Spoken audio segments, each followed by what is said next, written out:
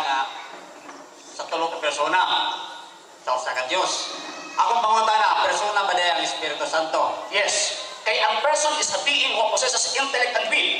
Ang persona nagahupot ka na sa gitawag og kahibalo og kaugalingong kabubuton. Question: ang Espiritu Santo ba naabay kaugalingong kabubuton? Sumala pa sa Buhat kapitulo 13, bersikulo 1 hangtod 6, ingon ang Espiritu Santo, ikahin ka nako. Si Bernabe og si Saulo, suna si kabubuton. Ikaduha, naabay kahibalo ang Espiritu Santo. Sa 1:14-16 ug 26, ang Espiritu Santo mao ang magtudlo sa tanan. Nagitudlo ni Ginoong Kristo. So therefore, naa si kahibalo, naa si kahibalo ug naa si kaugalingong kabubuton. Ang persona na ay kahibalo ug kaugalingong kabubuton. Ang Espiritu Santo na ay kahibalo ug kaugalingong kabubuton. So therefore, ang Espiritu Santo persona. Next question.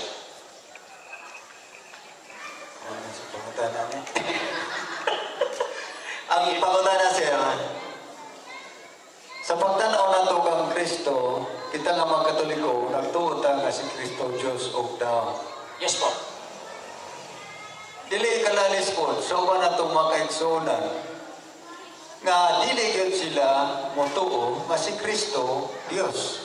Tuod kay daghang mga sitas o teksto diha sa Biblia, na makita na to, nga si Kristo tao lamang. Okay. So, ang askuha, sir, sa ingon ni Padre kanina, ato ang respetuhan na ilahang pato. Ilahang man ang conviction sa ilahang tawagan ng kahibalo, subay po sa kituldo sa ilang ministro. Pero kana nga pangutana, ato anang dawaton, ato akong i-base sa ato ang gitawag ng pagtuo.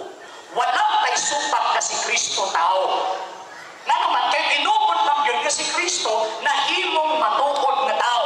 Kung magdala sa malaan na sulatan, St. John chapter 1, verse 14, nag-ingon ang malaan na sulatan, and the Word was made flesh. O ang pulong na himong tao, muna sa ato ang pagtuod Katoliko, si Kristo matuod na tao, tuod kinahimong yun siyang matuod na tao. So, paliha.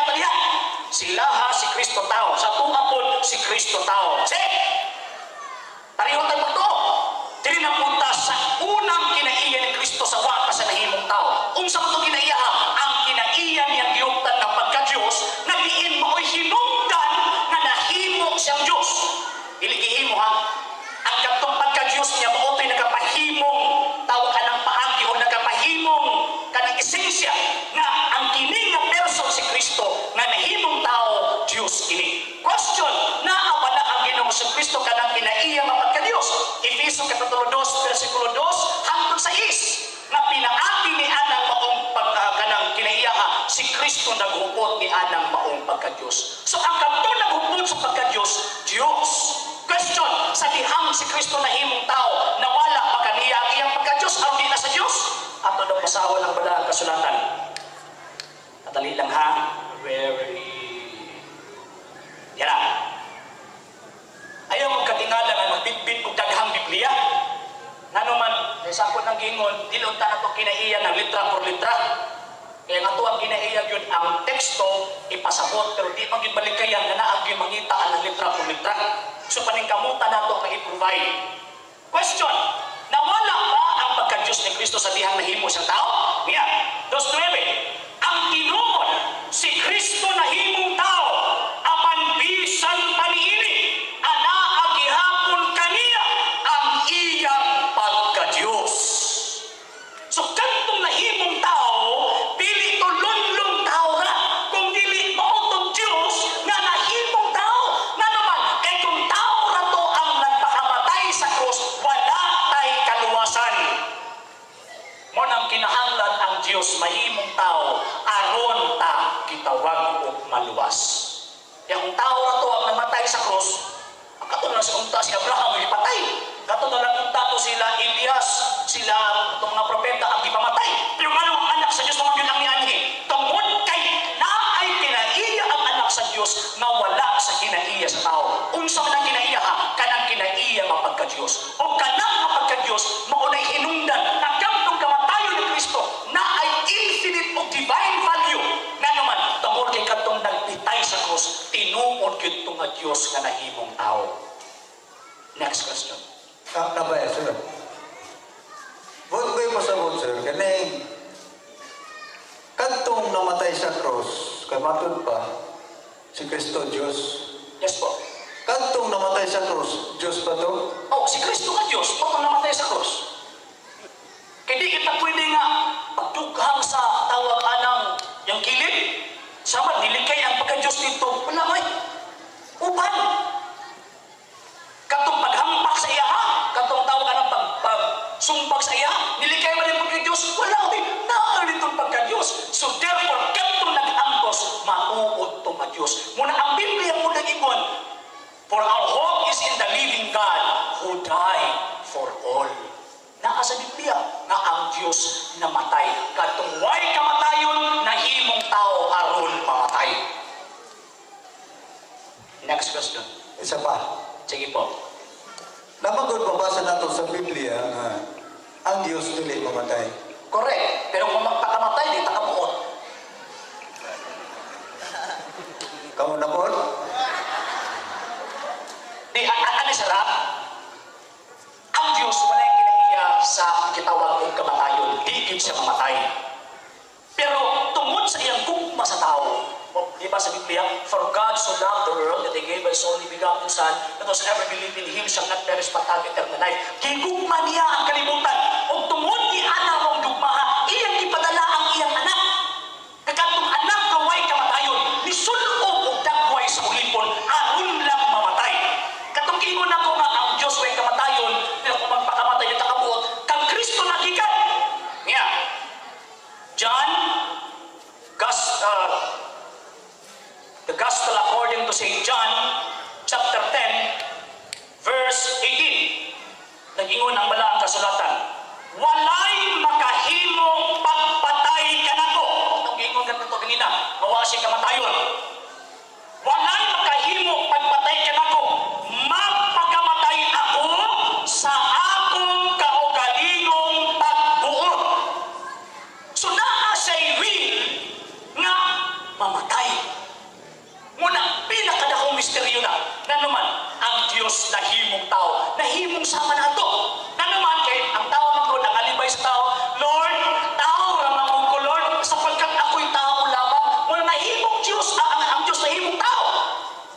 Kaya gusto niya, tanawan na ito, biog, ma-appeal ba na, mag-credit ba na ang inyong hangingon nga, tungod kay kang tao lang? Kaya nahimong Diyos ang tao. Nawa ko Diyos ang kasala, bisan kausap. So, maunay hinungdan, dako kaayo ng misteryo na ang Diyos namatay sa krus. Next question. Isa tanan. So, as Catholic nga, kanang naiuban sa mua sa mga classmate, last year, right, bago lang, nangutana sa mua din, bahas ako ba maulaw ko as Katoliko good ko, unsaon ako pagtubag. Ningon sila ma, di ba natay gituuhan nga, tulo ka persona, ang Amahan, Anak, ug ang Espiritu Santo. Yes po. So, sir, unsaon ako pagtubag as Catholic, unsaon ako pag-explain sa ilaha nga ang ato ang gituuhan nga Ginoo usa lamang. Una, explain nato nila nga ang ato ang pagtulunan, we believe in one God.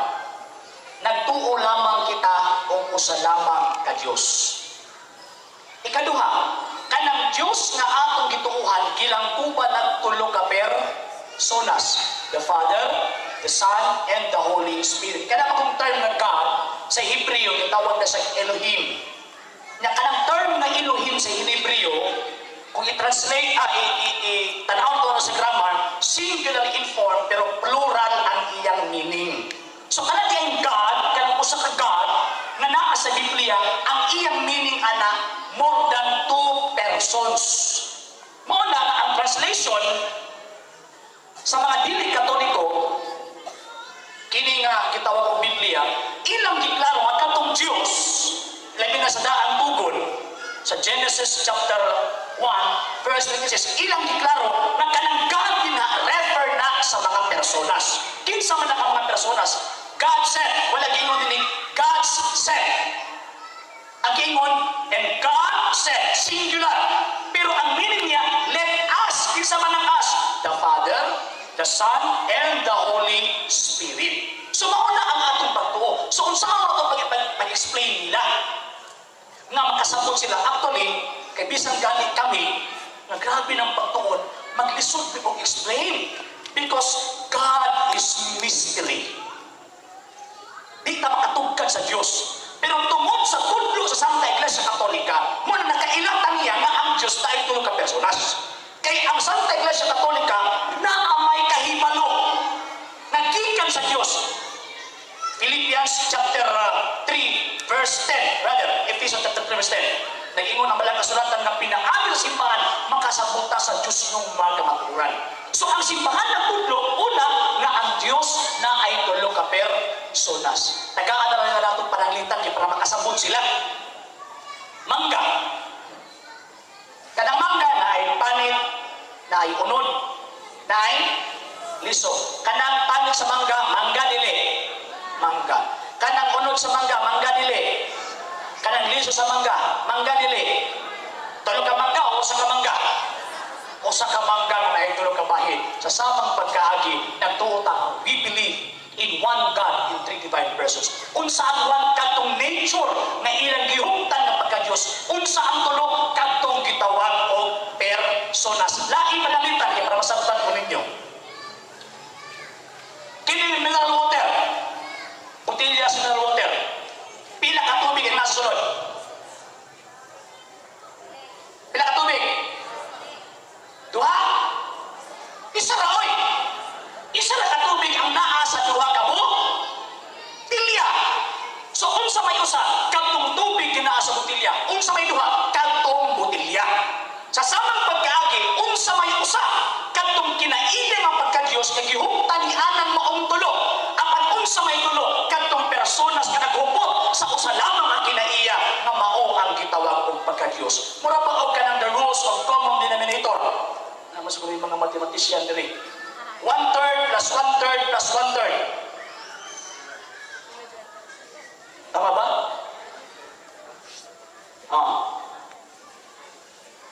Dili pwede nga mayroon kang 3/3. No, 1/3 lang gihapon. Kaya ang common denominator nila, tama ba ko? Magdiskumpiyado mo ko sa mathematics, bugo ko sa mathematics, oy. Ang common denominator, katong pagka-3. Pero ang katong gitawag o katong maan, 3/9 dahil 3/9. 1/3 plus 1/3 plus 1/3 equals 3/3. Dili pwede nga 3/9. No, dili pwede kaya ang common denominator ang 3. So 3 lang yung imunta sa iyahang tawag ang denominator. Dili pwede na imong 9. Kaya mo magti-common nilang tulo. So unsa ang common ng tulo? Ang pagka-Diyos. Unsa ang tawag ang managlahi nito? Ang ilang personas. So mo na ito pagtuo. Si Padre.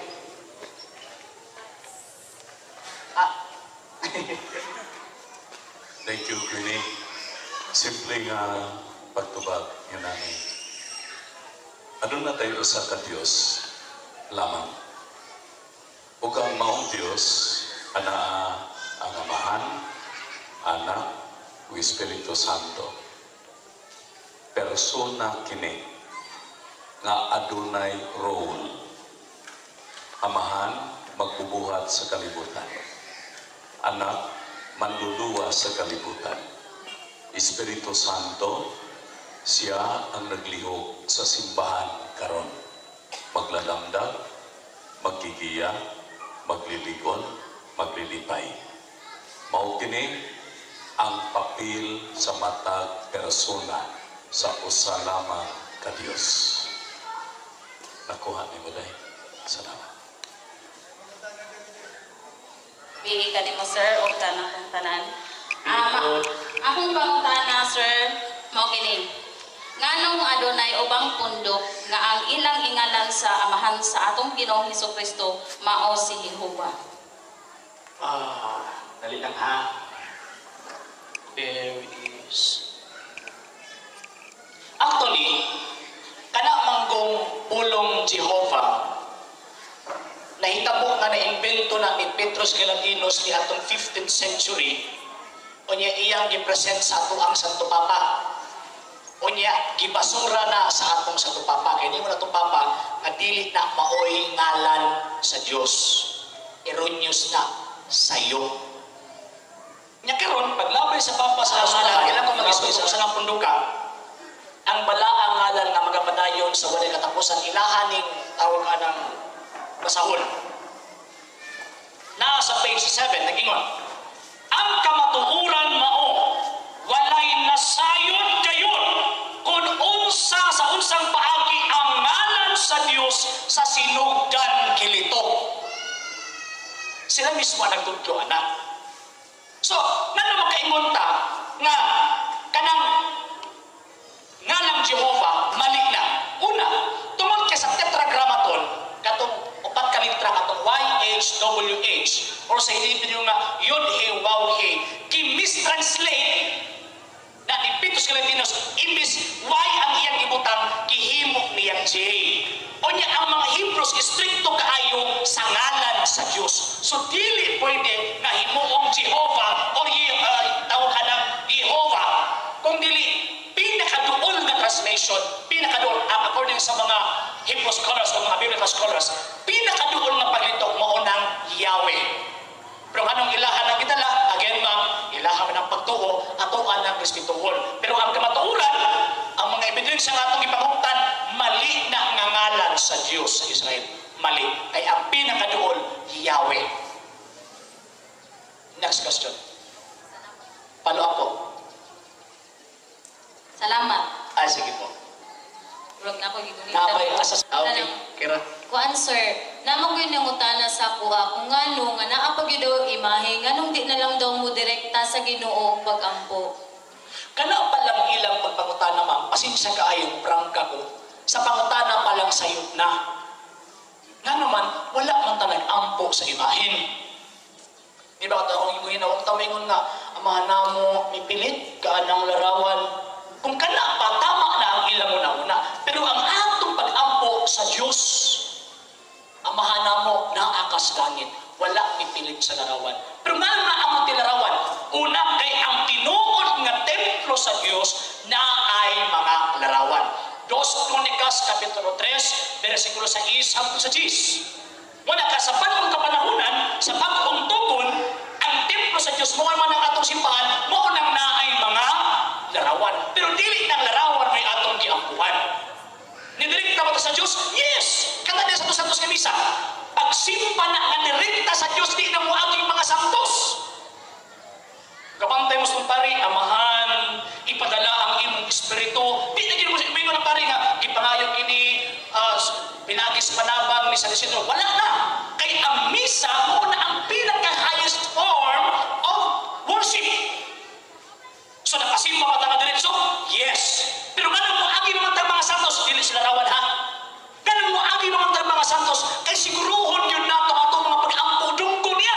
Na naman, sa Juan 9:31, ang Diyos dili mutagal sa mga taong mga makasala. Itaas daw ang mga kamot sa mga taong walay sala.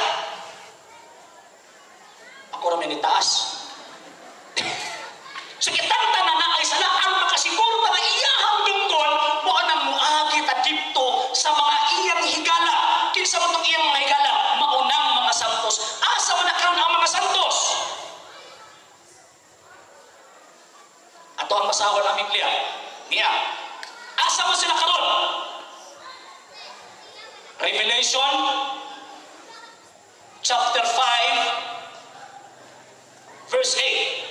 O pagpakabukas niya sa masahol, ang upat kabuhing binuhat o ang upat ka mga tigulang, minghapa at ugangan sa kordero, ang tagsatagsa kanila naghupot og alpa o mga tingan nga bulawan, nga puno mga pahumot, na mao ang mga pag-ampo sa mga santos. So ang mga santos di ay naa sa tiilan sa Diyos. O niya ang ilang pag-ampo kita ladin to sa Diyos. Question, mamati ba ang Diyos? James chapter 5 verse 16 to 17. Ang pag-ampo sa taong santos daog kahimuan. Mao na nga naatay patron, senior sa Isidro, kay ato gyud ipasiguro nga nato ang pag-ampo madalan sa Dios. Nya kanang misa, aminaw gid ang Dios ana kay ang putli nga halad, ang lawas o dugo ni Kristo gihalad man dito niya. Maminaw gid ang Dios. Pero sa individual nato nga mga debosyon, pwede tang mo direkta, pero mas pinakamaayo nga pagpakitabang tag mga intercessors nga mao kini kitawag og mga santos aron ang ato mga pag-ampo mahidangat dito sa Dios. Next question po. Salamat, sir. Sige po. Good evening, sir. Good evening to everyone. Mauning pangutana, sir.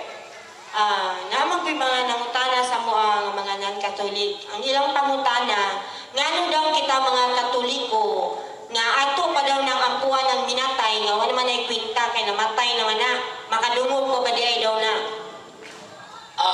Ang ako ang tubag, simple lang kayo, ma'am. Nganong mag-ampo pa sa Diyos para sa namatay? Kanang term na ampuan ng minatay, bisuro na mao matermino kay wala ta ampo dito sa minatay. Ang atong pag-ampo dato sa Dios para sa minatay. Okay.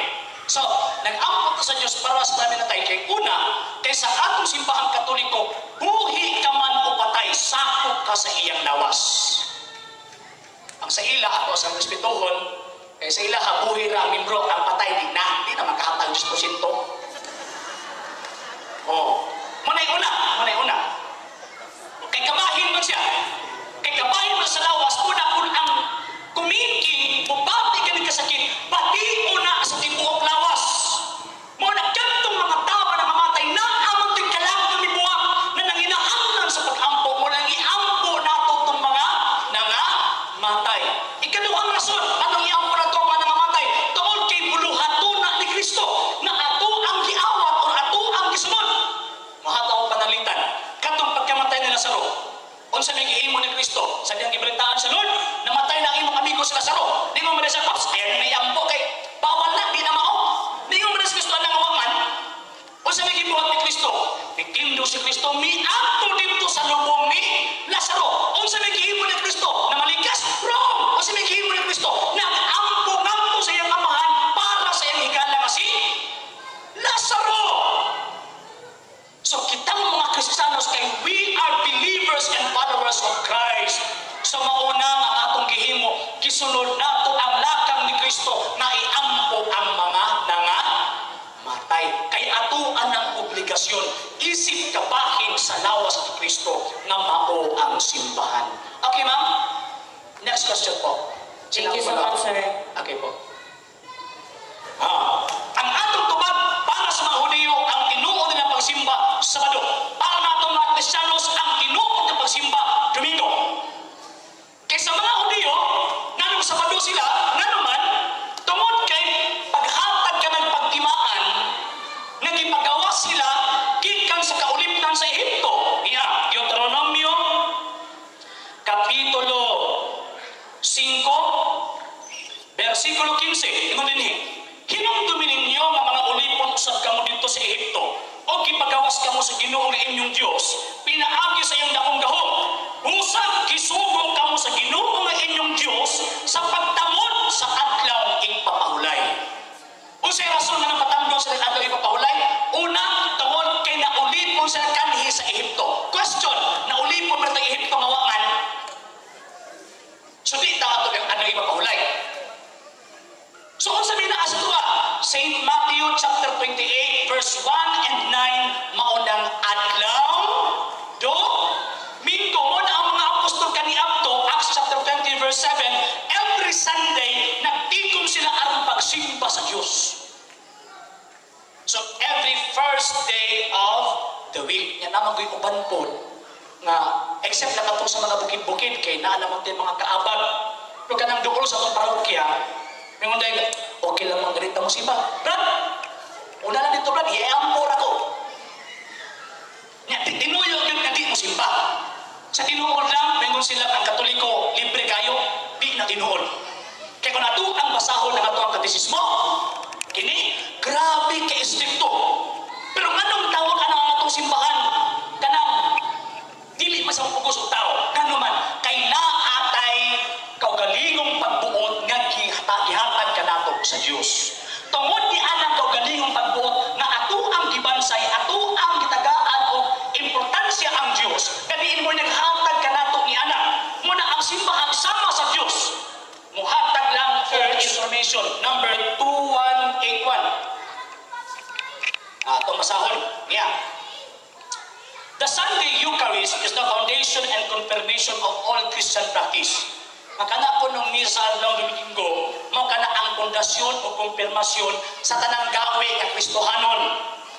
For this reason, the faithful are obliged to participate in the Eucharist, especially on days of obligation, unless excused for a serious reason. So, obligado nga musimba sa Diyos sa adlaw Domingo. Gawas lang kadtong mga seryoso gyud nga naay mga rason. For example, ang ingon dinhi kay naay gibantayan nga bata, mawagi makabantay. Pero ano ba man dano na simbahan? Di man siguro reklamo sa padre ng mga bata. Eh, dili ba ito gibunyagan ang anak? Di man ang reklamo pare nga bata. Pwede man danon. Pero kung tawag ka ng naglubog ng inahan, mawag yung kabantay ato, excuse ya. Ikaduha ka ng balay na asya at tumoy bukid. Kawag di kita simpan, excuse na siya. Ikatulo ka ng mga masikiton, nga di nakalagaw. Excuse na siya. Pero katong mga maayong lawas parihan nato, unya inuyog yun, nga di na mo simba, o niya ang gayon sa itong simbahan. Those who deliberately fail in this obligation, si bisan kinsa, nga sa tinuyo, dili mo tuman ni ining obligasyon na, commit a grave sin, nakaangkon o grabe nga sala. Okay lang to, huwag mo nakabalo. Wata nakabalo kay ma-subject na sa iyo ni Kristo nga pasayloa sila kay huwag sila masayon sa ilang kibuhat. Pero karon malas mo na nga mo doon, kaya nakabaho mo. Nakabaho naman ta. So, ang gingon, pag di ta mo simba, nakakumit ang grabe na sala. So, ki-inform na mo, ki-inform ta, naarang na ito, og mutuman tayo dili. Kaya ang simbahan dili, pareha sa ubang mga pundo ka, puksun ta, di na mao, di na ang simbahan. Ang simbahan, tagaan tag information, naarang na ito, og mutuman tayo dili. Kung mutuman ta, langit. Pag di ta mutuman, imbas. So, asa mo pili, langit o imbas? Bitaw, ato din ka, ilan ka buhok din rin, karong Domingo, manimpa na mag di ba?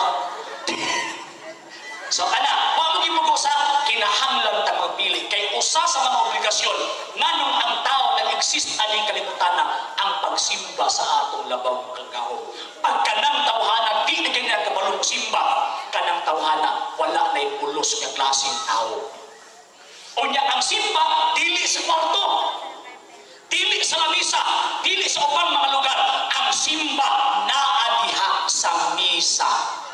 Kay ang misa, ihalad o gihalad ang lawas o dugo ni Kristo. Pinaagi sa persona Kristi, ang buti pasabot, ang representante ni Kristo na mao ang ako ang pari. Mudupa sa halad, na makambyo, na maghimo o milagro ang Diyos. Nga katungpan o ang bino, makambyo, mamahimo ng lawas o dugo ni Kristo. O mauna ang atong kalanon. Kaya ang giingon na Ginoong Kristo, ang mukaon sa unod, may kinabuhing way katapusan. Pag di tamkaon, impas. Muna simba kita matag, Domingo. Next question. Okay, last to na lang daw. O last to, Ay, mga tanan dari, sir. Nagulit magbata, ako na lang daw. Oh, sige. Ang unang pangutana, nga naman ang Katoliko mukaog dugo. Ikaduha ang pangutana, nga daw po nga ang Katoliko mukaog man o mga pagkaog para sa pista, kay kuno para nila, alam na sa Diyos. Okay. So una, walay Katoliko mukaon og dugo. Kay kanang Katoliko ha mukaon dugo ungo na. So sa naghimos mga Katoliko sa dugo. Sa imoon, ikuha atong dugo, nag-ad-ad o kahos, nag-ad-ad o tawag ka ng bumbay, gigisa. Pagkaman, gibutang ang ubang pa mga langas, gibutang po naman loob. Gibutang ang dugo. Pagkaman, giyukay usap to. Kaya maitom yun, gilan maging pula pa to, ungo magkaon. Giyukay. Question, pagkaluto na, magkaon dili. O sa may giingon ni Kristo, ako ang taong tubag ha. Sige ingon ni Kristo. Saint Mark chapter 7. Dali lang ha. Kapitulo 7. versikulo 18. Sa inyong panabot, sama na kamo sa uban, ito ang si Jesus kanila. Wala ba di ay kamo makasabot, bisan unsa nga musulod sa bakba sa tao, dili makahurog kaniya, kay kinidili man musulod sa iyang kasing-kasing, kung dili ngadto sa iyang tiyan o unya mo gula usab sa lawas. Sa pagsulti ni Jesus niini, iyang gipahayag nga mahimong kanon ang tanang pagkaon. Manang mukaon tayo, ay butog hilaw kay dili man kanon imno na hilaw. Kay liquid lang man siya. Pag naay sulit mo nang kanon.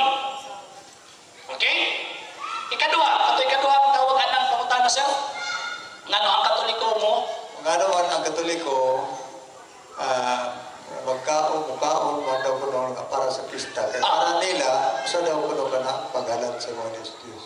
Tama ang ilang gisulti nga dili ta pagkanon kung ang kanang mao mga pagkaon gihalad sa Diyos. Question, si San Isidro ba diay Diyos diay na? Kinsa man nagtuo karon nga Diyos San Isidro? Ang Katoliko o sila? Kinsa man nakasala? Ang kato nagtuo o wala magtuo? Tubagada ko ninyo. Kinsa nakasala? Ang kato nagtuo Diyos o kato wala magtuo Diyos? Kato nagtuo, sila nakasala, dili kita. Sila may nagtuo. May Diyos si San Isidro. Ang sa tuwa si San Isidro, dili na Diyos kundi santos na nga iya sa Diyos. Kung sa nagisulti ni Kristo, alam ni Abdo mga santos na iya. St. John chapter 17 verse 10. Ang tanan nga ako imo ug ang tanan nga imo ako og diha kanila gipasidunggan ako. Muna ugaon tagsakto human sa misa. Ulahin na ng lamisa. Kaya kuman unaon ang lamisa, una ang misa. Unaon gyud ang misa, una ang lamisa. So kanang mukaon ta, dili man kana gihalad sa Diyos kundi gihalad man kana ngadto sa Dios og tungod di anang maong mga santos gipasidunggan nato ang Dios. Muna mukaon ta.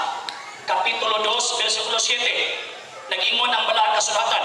Katungdanan sa mga pari ang pagtudlo sa matud nga kaalam mahitungod sa Dios. Kinahanglan adto kanila ang katawhan magpatisayon bahin sa mga kabuton. Kay sila mahuman ang mga sinugog sa Ginoo nga labing gamhanan. Kung naatay kalibog sa pari tadangog, nya kay kato ang paris kada dako aning kay manlangan usa lang man kabuok, mao na naatay mga kaabag nga mutubag ninyo. Unya, maningkamot po ni pagtawag mis kaabag, tawag mis pari, maningkamot po adto. Ngano man kay pari na gano'n nisulti. Di po di gano'n kong adto. Ministro sa Diyos nisulti na ko, gimandungan ko mong animon niya ako diri karon. Naan na diri sa akong kauban. Ngano man kay gimandungan mi sa pari o sa ato ang pari na mong anhi o mupasabot. Sige. Lana? Parang yun? Napa daw? Sige. Kaya kung pakatahan na, murag awkward po gamay ba? Kanang sa dagan po siguro mga padre. Sala pa ng kuan kanang magkumit ka homosexuality kay sa uban mo kung religion kanang ang pagtuo nila kay kanang sala daw ng pagkabayot, pagkatumboy. Ani sir. Kanang pagkabayot o pagkatumboy, dili nimo na mapahaon sa homosexuality. Nga naman, kay naay mga tao nga bayot o tumboy pero wala nagbuhat og homosexual. Babaihon lang sila, naginon lang sila, pero wala na naghilawas sa babae, isig ka babae, o isig ka lalaki. Pero, kitawag sila babainhon o lalakinhon. Pag imong tawag ng homosexuality, ang atong papalingon. Sama siya Diyos, sa ko Diyos, nga mukhaan, dili. Pero, ang Diyos nga tawag ng maluluyon, naaman siya kitawag o justisya. O sumala sa Biblia, o ang gisulti sa atong simbahan, against na siya sa morality. Pero as long as buhay pa ta, naapay dakong kay kayunan. Nga mubalik ng ingon-anang mga klaseng mga tao, kay ang simbahan, inugdan man o ipakita man ang kaluoy sa Diyos. So ang question sa laba, kung mubuhat sila willfully, nakabalo sila nga sala na, mubuhat sila pakikilawas, si kalag, si kababae, dako yun ang sa. Pero, kapuha sila na-inform, napasiluhan sila Lord. Gawa sila masayod silang gibuhat. Pero ang atuang simbahan until now, kanunay yun naghatag o pagpasabot ng kanang butanga usa ka na kamagawulang buhat. Pero ang pagkabayot, katong pagkababainhon lang, o pagkasala as long as dili sa magbuhat o pagpakasala. Si Padre ba siya inugang? Sumaya na itong tali ng sulti.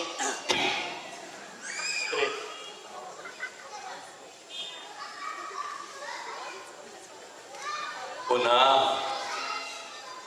kung adunay bayot, adunay tumboy, atau una-una dautan, dili maayo, tao sila upinuhat sa Dios. Nga ngay krispituhan sama kanato. Angay dawaton sama kanato. Kung ang ilang kinaiya, ang ilang nilihukan, ang ilang pagbati, o ang ilang sinultihan sama sa bayot o sama sa tumboy, dili nato sila tulisukon, kundi dawaton nato sila isip mga anak sa Dios. Apan, kung ang ilang buhat katong homosexual act, buhat, kadto maoy wala gidawat sa simbahang Romano Katoliko, kadto maoy sala. Salamat. Salamat kaayo diri. So nalipon ta kay dawat og pangutana, tinuod na usod yung binutagay. Pero kay di na maging mutugot ang atuang gitawag og panahon. Dako kayo pasalamat sa atuang pari. Dre, salamat kayo sa inyong imong pag-invite ng mapinhi sa mga kaabag o mga lideres sa San Isidro Labrador Parish. O sa inyong pagpamatik ang dinhi, kanang naasigilid-kilid, na bisag wala din sa jail, kabalo kong mamaabot, kining maong gitawag o tingog sa inyong kasata sa kabalay. Salamat kayo sa inyong pagdawat kanamo. Niya kung hinaot ko, madili kini mao ang katapusan. Kung dili sinudanan para mangkini sa atong pagtuki, sa atong gitawag og pagtuon, mahitungod sa atong pagtuo. Ay ato ang pagtuo mahinungdanon, ang ato ang pagtuo makasantos. So kung ato aning tun-an, ato aning puy-an, kay lisod kay magtuon, niya ta magpuyo. Kuwang ginatawag ka ng duha ginakapako, hindi pwede mapilayan. So tun-an o paningkamutan na gitawag og buhaton o pinaagi ana buhaton ta sa gitawag pagkasantos. Kunya nag-observe ko igo lang ta gitawag na minaw wala ta nang tiknot. Nya nami giingon nga verba bulag script tamanen nga ang pulong tawag alang binakba mahanaw apan ang pulong sunulat mulungtan. Nya ang problema kay gamay ra man ni ang amuang gidala. Nya depende na na ulian ninyo kay tabang pud ninyo sa amuang gitawag og kausa. So, nakakagidala, 20, kuha ng tuloy na ang pulo, 22 naman nakabuok, depende kin sa makauna. So, naadin to, katong isay-isay na Sir Julius, apil to mga teksto nga kung ang gipang nito. So, pwede ninyo ulian, then pinaagian na nakatamang po sa ang kapunungan. O again, Dre, salamat kayo. O daghang kayong salamat, mayong gabi ka ninyong tanan. Alang sa mga dugang videos and informations, just click like, subscribe, then click the notification bell for more updates.